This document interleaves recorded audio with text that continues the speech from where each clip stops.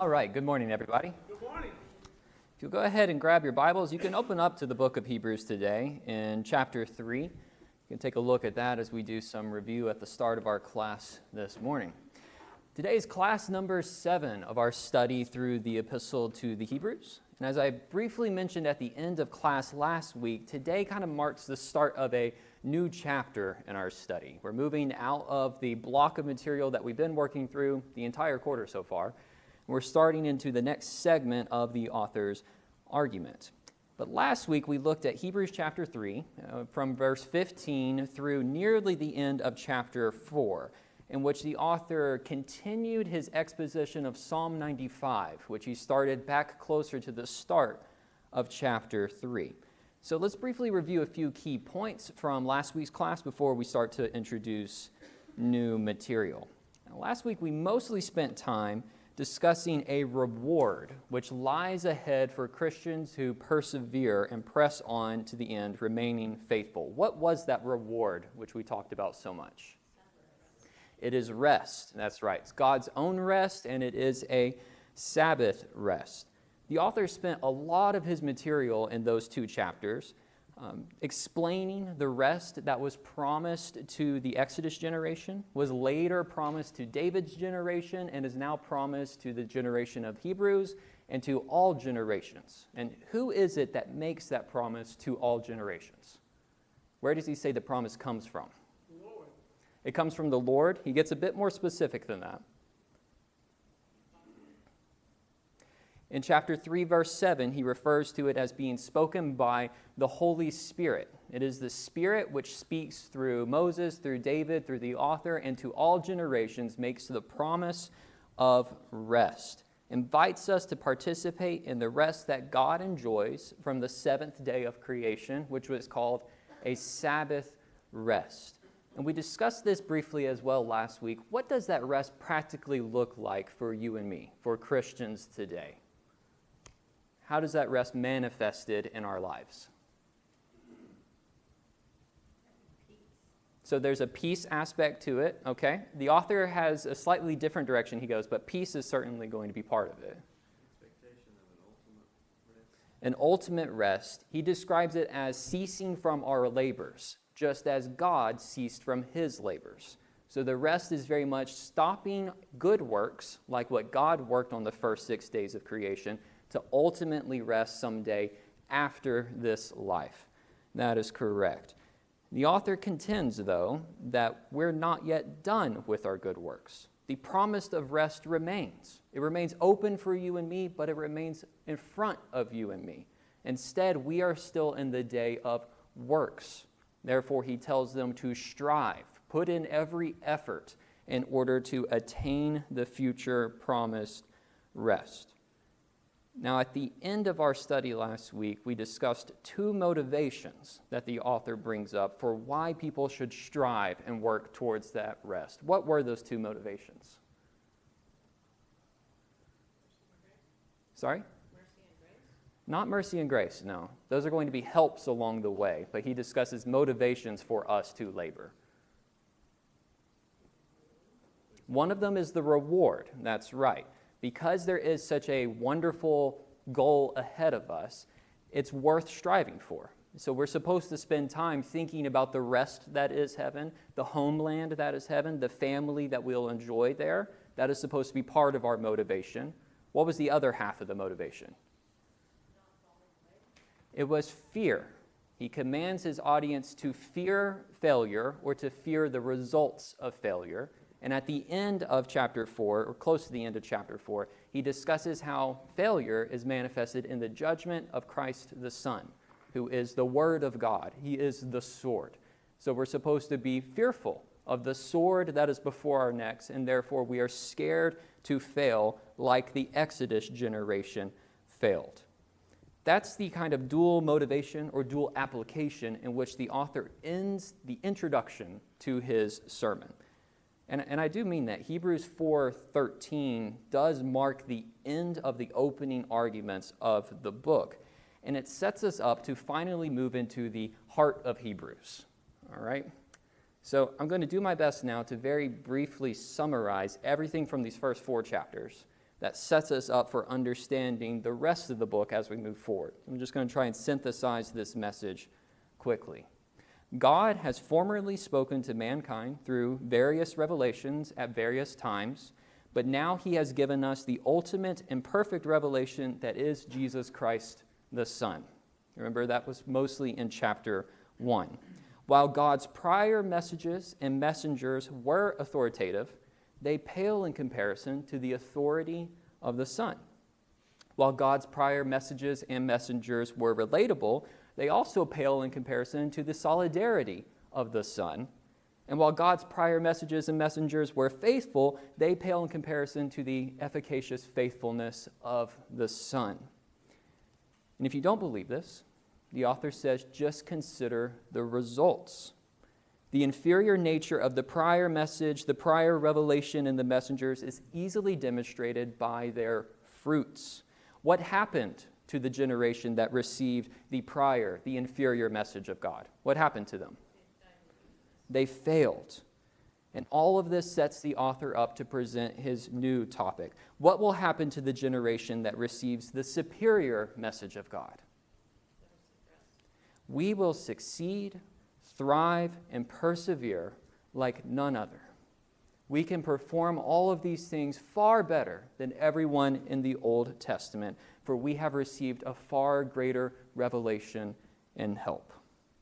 The heart of the book of Hebrews, which is from here at the end of chapter 4 till nearly the end of chapter 10, is all about this topic of how Christians can persevere like no one else, for we receive a help like no one else. And the particular way in which God the Son expresses this help for Christians is as the Christian high priest. He operates as the priest of our confession and of our faith. Now, there's been a couple of occasions already through the book of Hebrews where Jesus has been called the high priest of our confession or the high priest of Christians, of our people. But these weren't given any more elaboration when they were brought up. I'd submit to you to just kind of think of them a bit more like teasers. It was supposed to be just small moments where the author refers to Jesus as a priest to start to make you curious, to start to introduce you to some of the themes that'll pop up later, but he didn't give any explanation about how Jesus is a priest. In fact, in our classes up to this point, the first 6 classes that we've done, we've given a lot more attention to Christ as priest and priesthood in general than what the author has done in the text. But in the next 6 chapters of Hebrews, priesthood is going to dominate the entire thing. It's going to dominate the theme of Christ, the theme of the Old Testament, the theme of our relationships. Priesthood is going to dominate the message of Hebrews. Now, unfortunately for us, when it comes to the subject of biblical priesthood, we tend to be at a major disadvantage compared to the original recipients of Hebrews. I would say even in my lifetime, there's been a lot of emphasis in Christian circles on making recreations of the priestly events and the priestly images of the Old Testament. You can find them all over the place online, and people even build little things of them. You can see this is what the tabernacle looked like, or what the temple looked like, or what the garbs of the priests look like, or what we read of in some of their rituals and ceremonies. But even with all of these recreations, we have not experienced the real thing. And beyond that, our depictions of the ancient priests, particularly the priests of the first century, are very biased because most of the extant records that we have of these priests come from sources which either really liked the priesthood in Jerusalem or really disliked the priesthood in Jerusalem, and therefore they present very biased takes on how that priesthood performed and obeyed the law of God. And if you compare our situation to the situation of the first century recipients of Hebrews, you start to realize just how different we are from them. Consider what we stated in our first class together. This was a very brief note that I made about the timing of when Hebrews was written. There's some evidence within the text of Hebrews that indicates that the temple was not yet destroyed, that the rituals, the sacrifices, all of the all of the various rituals, I suppose, in the temple were still ongoing at this point in time. And this means that for the first century recipients of Hebrews, the priesthood was not just some relic of the ancient past that they thought about on occasion. It was a reality.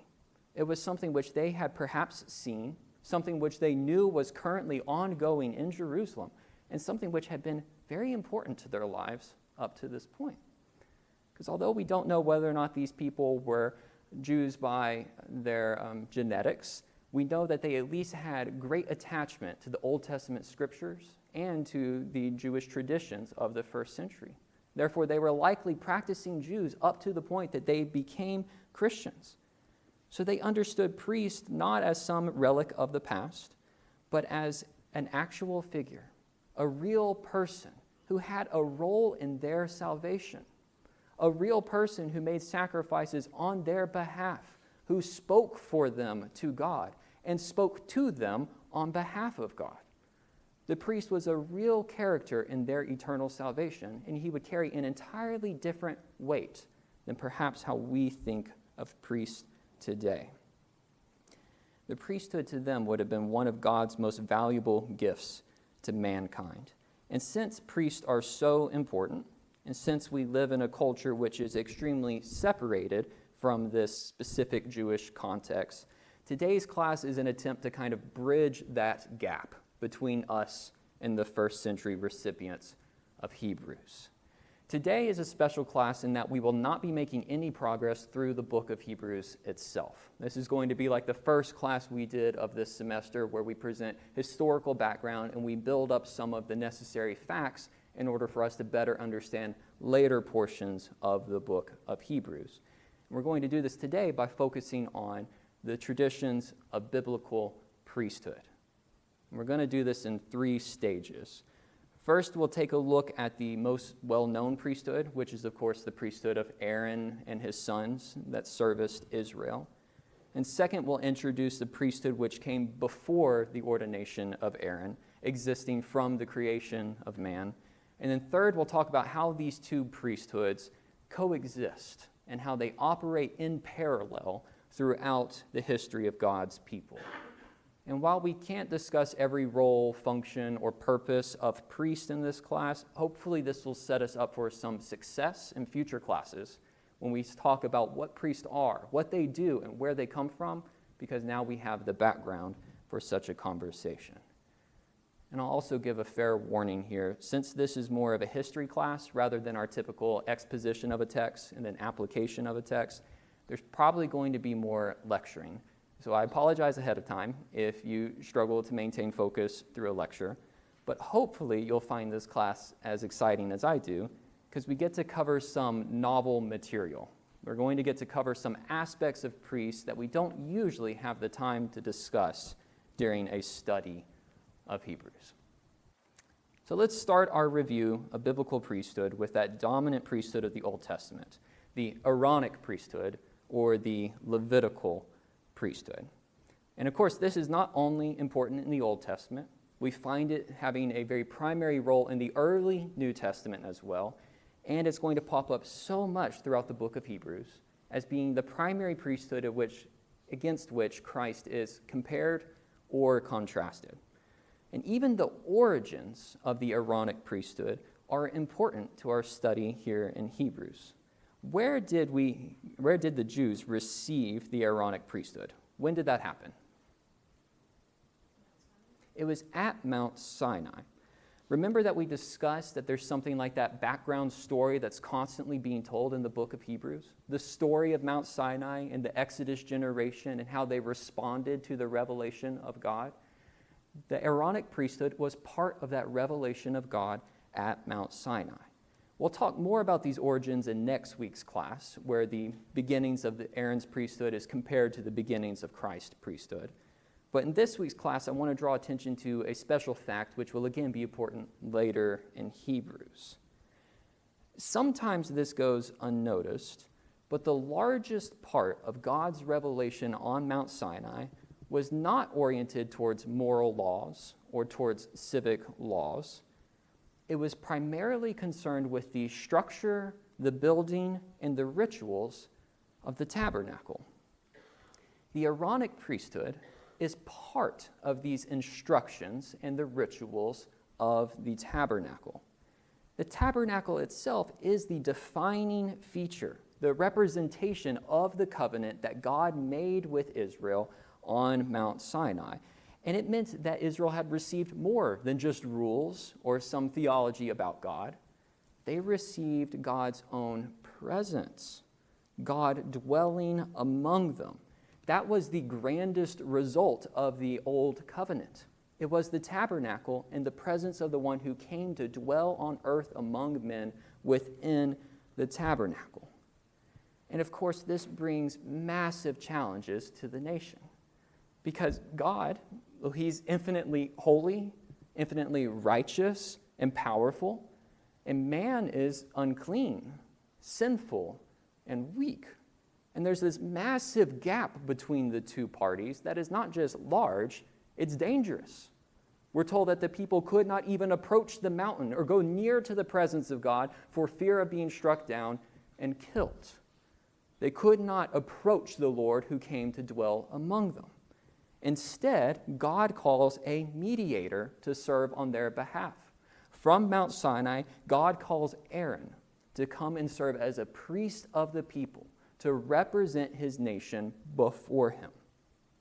And Aaron is not going to be alone in this capacity. All of Aaron's relatives are going to serve some kind of mediating role in the tabernacle and in God's presence. So to help us get a grasp of this, I think it's helpful to imagine a three-tiered structure of divisions between the common man of Israel and between God, who is at the pinnacle of this tabernacle structure. The first tier encompasses all of the tribe of Levi, the patriarch. The Levites are specifically called by God to serve as the caretakers, the porters, the craftsmen of the tabernacle. So they will be taking care of a lot of the quote-unquote grunt work around the tabernacle. But to fulfill these duties, the Levites would have to physically go places that the ordinary Israelites would not. They would have to go into the tabernacle, work on the structure that houses the presence of God. And because of this closer proximity to the presence of God, they were required to adhere to stricter rules of physical purity and moral purity than what the average Israelite was expected to fulfill. And yet, every labor and expectation that we imagine the Levites having to go above and beyond the average man of Israel is only amplified as we proceed to the next level of the pyramid, which includes only the descendants of Aaron. The priest stood above the Levites, both in rank and command, but also in holiness. They would not just labor in and take care of the tabernacle, they would be engaged in the service of worship and in the service of sacrifices within the tabernacle. And these responsibilities would again intensify the expectations on these priests. Because they came into closer proximity with the divine presence, they were expected to have greater moral and physical purity than everyone else.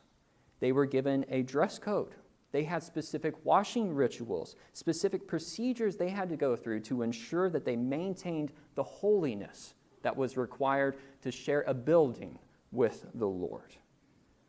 And again, all of these expectations are intensified and turned to 11 as we amplify the progress to the pinnacle of the Aaronic priesthood, which is the high priest himself. And at any time, there was only a single man serving as the high priest, the first being Aaron, the brother of Moses. They would generally serve until their death, at which point they would pass on the role and the responsibility to usually their eldest surviving son. And these singular individuals had different responsibilities than both the Levites and the priest, especially on feast days, especially on holy days. And of particular importance to us in our study of Hebrews is the Day of Atonement, during which the high priest alone would enter the most holy place, the Holy of Holies, the inner sanctuary within the tabernacle, where the Ark of the Covenant was placed and where God's presence dwelt on earth. And in this room, the high priest was to pray before God. He was to present the blood of a bull as an offering, and then also purification of the room itself and the purification of all the people and himself.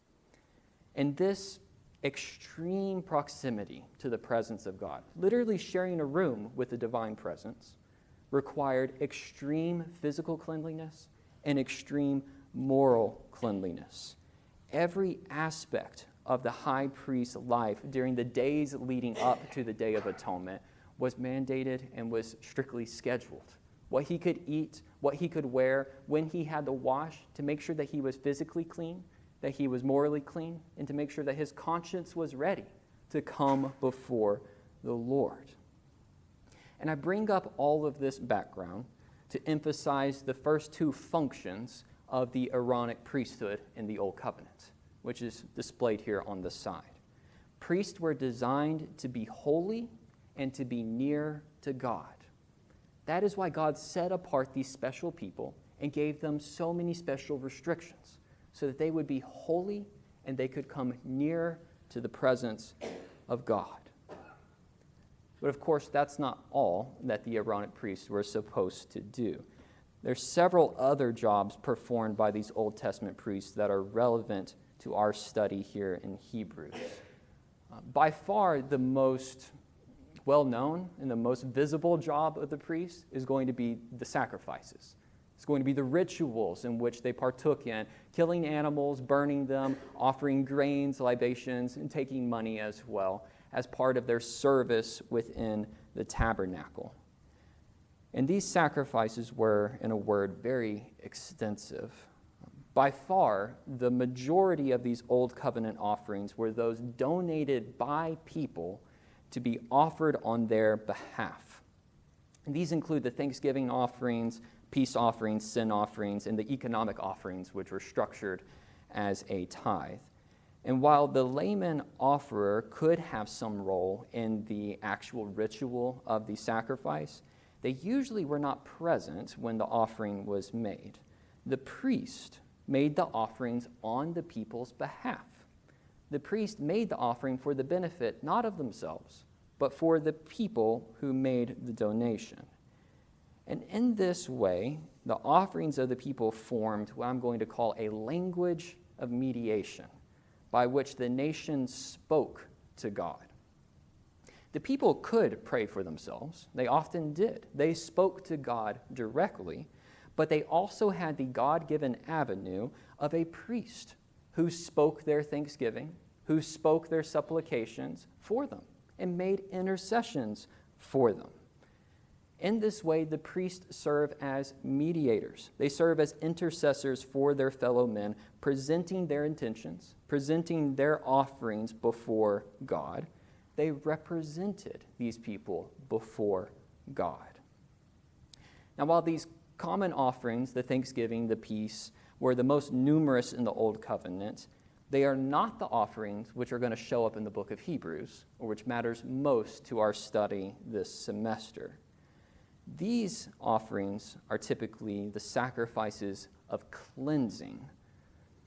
These sacrifices primarily emphasize the events, or I should say they're primarily emphasized in the events surrounding Mount Sinai once again. At the ordination of Aaron and his sons, at the construction of the tabernacle, there were specific sacrifices which were made to cleanse, to purify both the people and the materials. Remember that before Aaron and his sons could start making offerings for people and start representing these people, they first had to provide offerings for themselves, making them ritually clean and able to enter the tabernacle and engage in the service of worship.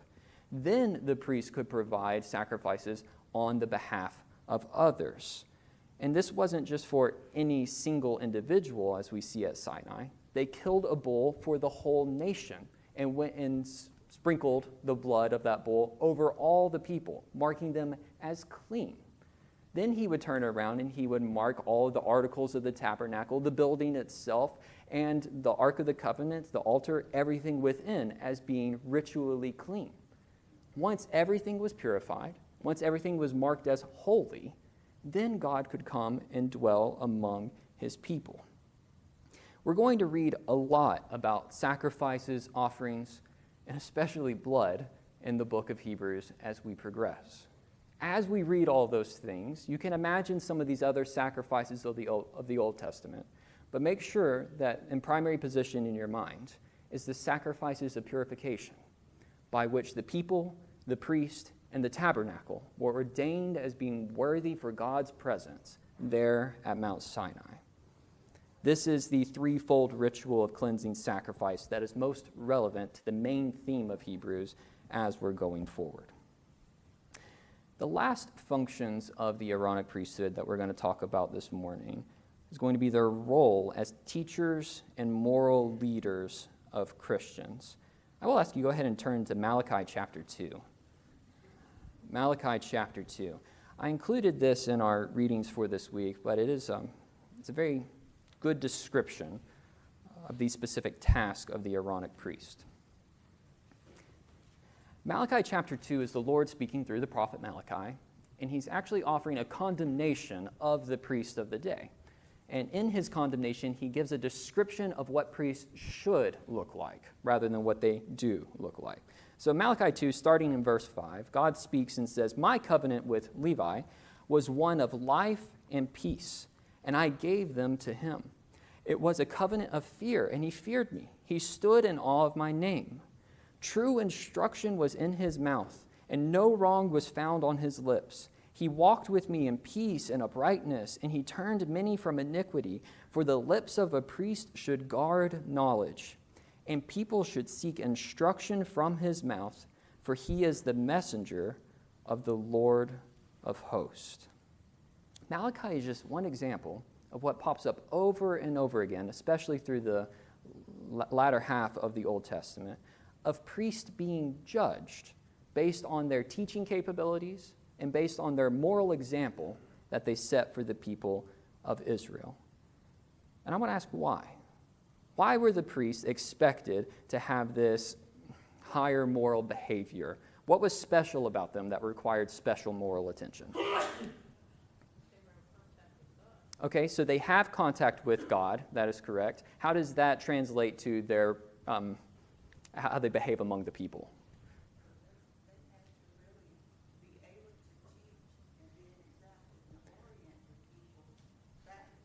Okay, so they have to be able to teach. Here they're described as what they should have on their mouth or in their lips, and how they are a messenger of the Lord of hosts. Okay, so they're meant to be a spiritual leader in that way. Why else would they have a higher moral standard?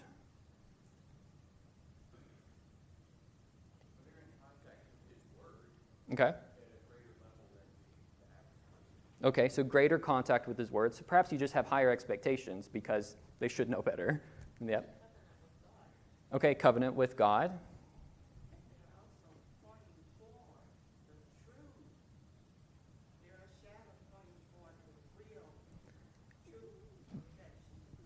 That is closer to what I'm trying to get at. The people don't just speak the words of God, the priests don't just speak the words of God. They are sent from him. They are actually representations of God among the people. Mediators, and the bridge of mediation, allows traffic both ways. The priests did not only represent the people before God, but they represent God to the people. So to behave in ungodly ways was a betrayal of their sacred responsibilities as messengers of the Lord of hosts. And I find this very interesting. Maybe some of you will too. Does anyone have a guess about what word is used to describe a priest in Malachi 2:7 if you're reading from the Septuagint, from the Greek Old Testament? How are they described in your English translation? Messengers of the Lord. Any guess what that might be in Greek? Angels. They're described as angels. Of course, they're not spiritual beings here. They are messengers of the Lord. But we just spent 2 chapters talking about how Christ relates to the angels, how the angels are these ministering spirits sent out to service those who are working towards salvation, how angels are supposed to carry true messages from God, how they are supposed to display the glory of God among the people and make sure that all worship is directed only at God. Priests are much the same. They work as messengers of the Lord, revealers of the Lord. They represent his glory, and they're supposed to make sure all worship is directed towards him. Now, this revelation that the priests were supposed to partake in contained several specific responsibilities, and I'll list these, but we won't spend much time on them.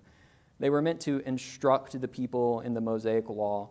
They were meant to deliver God's judgments to the people in complex matters, pronounce God's rulings on specific matters of cleanliness, ritual holidays, and civic matters. And they were often meant to prophesy to the people with special revelation from God. So priests often filled this kind of middle ground that was somewhere between our expectations of a priest and our expectations of an Old Testament prophet, where they didn't just represent the people, they also spoke on behalf of God to the people. And they had a goal when they did this. Their goal was to make the people holy so that they too could draw near to the presence of God. Now, this is probably the priestly responsibility that we've spent the most time talking about so far in the book of Hebrews, although we might not have noticed it. This whole time that we've been talking about Jesus as the ultimate revelation of God, better than any prophet or angel of the Old Covenant, we were really talking about him as the better priest of God, better than any priest of the Old Covenant. And hopefully this becomes clear once we see all of these responsibilities listed together. Old covenant priests were meant to be holy, be near to God, represent the people to God. They were meant to teach holiness to the people, bring the people close to God, and to represent God before the people. And these old covenant priests operated as a go-between for both parties, representing God, the people to God, God to the people. And Christ did all these things better than every Old Testament priest. He represents God better, and he represents people better. He is the fullness of man, and he is the fullness of God. While the Aaronic priests were sinful and flawed, they were also just inadequately equipped to handle the role of being a perfect priest. Because to be a perfect priest, a perfect mediator, one would have to be both God and man. And that dual nature, that's what's required to bridge the gap between the Creator and his creation. It requires an entirely different kind of priest. Fortunately, God had prepared his people to expect a different kind of priest. Although not divine like the Son, the Old Testament is full of human priests who operate outside of the Aaronic priesthood. And several of these also predate the priesthood as it was given at Mount Sinai as well. Does anybody know who's the first individual called priest in the Bible? Melchizedek in Genesis 14. Who's the second?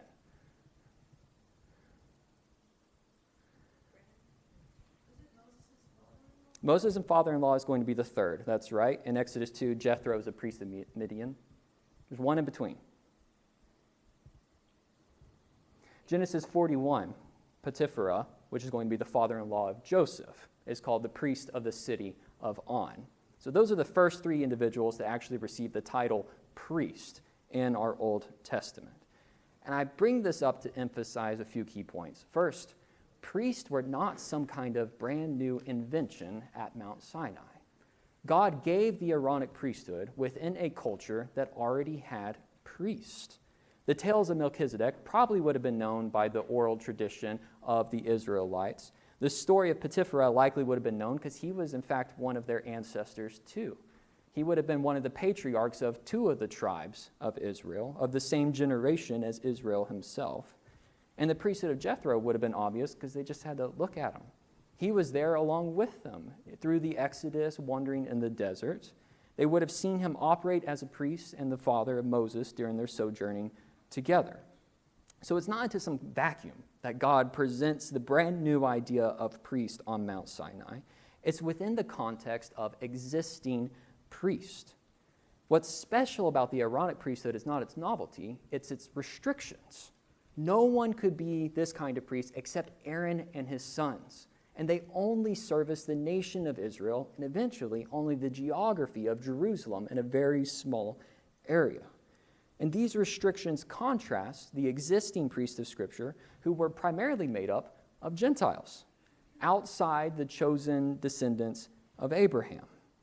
All of these first priests of Scripture are not named priests because they're related to the right person, because they're related to Aaron in some specific way. In fact, none of their lineages are even described. It's like it doesn't matter. They were made priests outside of their relationship to any specific family. So the Exodus generation of Israelites would have received their priesthood in a world that already had priests unrelated to the family of Aaron. And finally, I do feel the need to emphasize these priests of the non-Israelite world were not all pagan, nor were they all priests of God. They were some of both. Of course, of most importance to our study in Hebrews are those priests of God, men like Melchizedek, men like Jethro. The Israelites did not have a monopoly on worshiping God. They also didn't have a monopoly on mediating the relationship between God and man. There was already a priesthood in effect. So the Aaronic priesthood was not novel. It was instituted into a culture that already had pre-existing mediators of God drawn from among the other nations of the earth. And these three examples, they're just the tip of the iceberg when it comes to people acting as priests in the pre-Sinai world. I'm going to have to rush through these because we're very quickly running out of time. But all the way back to the Garden of Eden, God designs a place for him to dwell among mankind, just like the tabernacle. And this place looks surprisingly a lot like the tabernacle. It is decorated with trees, with animals, with angels, with fruits as well. And in this sanctuary, God places Adam and Eve to tend and to work the Garden of Eden. Now, as I understand it, I don't think they had a whole lot of gardening to do. We're told it was already full of every kind of fruit. It was already something that God supplied for them in every way. The job that we do know they were given was to keep it holy, specifically to stay away from the tree of the knowledge of good and evil, and to not allow sin to enter the sanctuary of God, where God dwells among his people. Of course, they failed in this task, but this is the first time that we see priestly roles taken up by humans at the very beginning of creation. Cain and Abel make sacrifices. Abel, most notably, offers a living thing as his sacrifice, which we're told in the law of Moses is specifically something that only priests are allowed to do. Several generations later, Noah also offers many sacrifices, and he's notable for building an altar, which is something we're told people weren't supposed to do except for the priest. The patriarchs following Noah, Abraham, Isaac, and Jacob, tend to relive some of these experiences where they meet the presence of God during their wanderings. They receive a covenant from God. They build an altar, offer sacrifices, they worship, and then they usually pitch a tent or a tabernacle near Bethel, the house of God. The Gentile Job, I think, best represents this kind of pre-Sinai priesthood, in that he's described as making offerings on the behalf of others. Job would offer sacrifices and prayers for his children whenever they had sinned, mediating their relationship with God. And at the end of the book, Job is also tasked with making prayers for his friends or his debaters who had spoken rashly about the Lord. And Job was given the task of mediating their repaired relationship with God.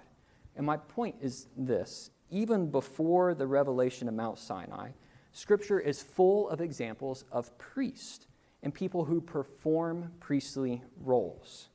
And not only are most of these individuals Gentiles, they are typically very righteous individuals who stood above Levi.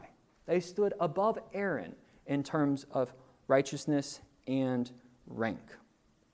This is the background into which God reveals the Aaronic priesthood, into a world which already had priests of God and people acting in priestly capacities. Now, of course, this is going to be very important in chapter 7 of Hebrews, where Melchizedek becomes a primary focus for us, as the author compares the greater priesthood of Melchizedek against the lesser priesthood of Aaron and his family. But this tradition did not just stop at the delivering at Sinai. Even once God gave the Aaronic priesthood to his people, there were still many other priests outside the family of Aaron. Hold on, because we have a lot of people to go through on this. Consider some of these following examples. Gideon was described as being of the tribe of Manasseh. He's commanded by God to tear down his father's altar to Baal and to cut down the Asherah next to it and to rebuild the altar, consecrating it with the blood of a bull, just like Aaron did back at Mount Sinai. And then he offers the sacrifice of the bull on top of the newly ordained altar. Manoah received an angel who came and visited him, told him that he and his wife would have a son who should be a Nazirite. That son would grow up to be Samson, the judge. And after receiving this news from the angel, he offers the angel a goat to eat. The angel declines the goat and tells him instead to build an altar and to make the sacrifice to the Lord himself, even though he was of the tribe of Dan. Samuel, the last judge of Israel, was born of the tribe of Ephraim. Yet he was dedicated to the priesthood by his mother Hannah, but we never see him operate as a priest there with the tabernacle or with the temple. Instead, when he reaches the age of operating as a priest, he starts to roam the nation of Israel, building altars in various places and offering sacrifices all over the nation. On one of those occasions, Saul, a Benjaminite, who was the king, got tired of waiting on Samuel to show up, and so he decided to make the offering himself, to act as the priest himself. Of course, he was condemned for this because he was not holy. He was not fitting to operate as a priest. And this stands in contrast with his successor, David of the tribe of Judah. David is anointed like a priest. He makes burnt offerings. He makes libation offerings. He enters the tabernacle. He eats the showbread. He even wears a linen ephod while he leads the procession of the ark into Jerusalem. And then he prays to God for the people and blesses the people on behalf of God. Unlike Saul, David was not condemned because he was holy and fitting to act as a priest of God. David's son Solomon continues this tradition, making offerings in various places around the land of Israel, and most notably, many offerings at the temple which he constructed. And there he prayed to the Lord on behalf of all the people, and then turned around and blessed all the people on behalf of the Lord. There's a few other occasions. Elijah and some of the prophets operate like priests, going around and making offerings in various places. Some of the other judges and kings try to operate as priests as well, and they usually fail in this due to their lack of holiness, which made them unfitting to behave as a priest. But my point is this: even after the institution of the Aaronic priesthood, there was a continual tradition of a parallel priesthood, which continued alongside, and yet it operated nearly exclusively outside of the tabernacle, away from those specific priests that were given at Sinai. And these tend to reveal another pattern. You may have noticed most of these parallel priests, as I'm calling them, serve multiple roles in Scripture. We tend to divide a lot of Old Testament characters into these distinct roles. Someone's a king, someone's a prophet, someone's a priest, someone's a judge. Yet these characters often blur those lines and operate as multi-role characters. Moses is the leader of God's people, but most notably, he is the chief prophet. Yet he is also called a priest who ordains Aaron and his sons to the priesthood. Samuel was the chief judge of God's people, but he is also a priest who anoints coming kings. Solomon was a king of God's people. He also acts as a priest, sacrificing on the behalf of others. And David is, of course, again, the best example of a multi-role character. He operates as a prophet on which the Spirit of the Lord has been anointed. He also operates as a priest who stands before the Ark of the Covenant and makes sacrifices. And he operates as a king to whom God makes a covenant of authority and eternal rule. And this is exactly the comparison that the author of Hebrews is trying to make. Remember that we spent the first 4 chapters of Hebrews noting the superior qualities of the Son in 2 of these Old Testament roles. Jesus is the ultimate revelation of God. He's better than any prophet. Jesus is the ultimate authority of God. He's better than any king. Now the author is about to approach his true topic for the epistle. Jesus is the ultimate priest of God, better than any other Old Testament mediator. Jesus entirely fulfills the roles of David. These multi-role characters, he is the ultimate prophet, priest, and king. And again, this becomes clear when we look at the responsibilities of the Old Testament priesthood. Whereas they were called to be holy and near to God in representations, Christ was perfectly holy. He was perfectly near to God. He's the only perfect representation of humanity before God. Christ is the only one who has perfectly taught holiness. Christ is the only one who perfectly helps people draw near to God, and the only one who perfectly represents God to the people. We've discussed several of these already, but I want to draw your attention to the second to last. This is the author's main point going forward. Christ, as your priest, your current active priest in heaven, he perfectly helps you and me to draw near to God like no one has before. All right, we have a little bit left, but we'll have to cover that some other time. Thank you so much for your attention through this class. I appreciate it.